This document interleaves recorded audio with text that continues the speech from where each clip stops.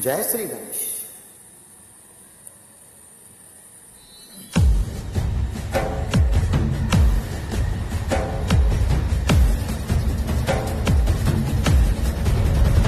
नमस्ते सदा वत्सले मातृभूमे, त्वया हिन्दुभूमे सुखं वर्धितोऽहम्।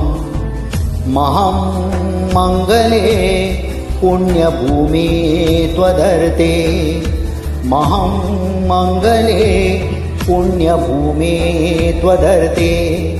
पतत्वेशकाय नमस्ते नमस्ते।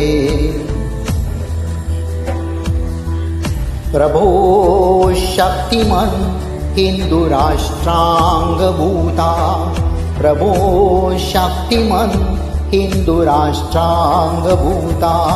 इमे सादरं त्वा नमामो वयं, त्वदीयाय कार्याय बद्धाकटीयम्, त्वदीयाय कार्याय बद्धाकटीयम्।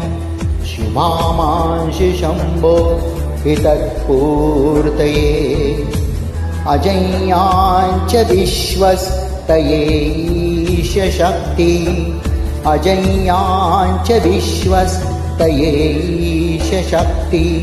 सुशीलं जगद्वन्नमं ब्रह्मवेत्, श्रुतं चैव यत्कण्ठकाकीर्णमार्गं, श्रुतं चैव यत्कण्ठकाकीर्णमार्गं।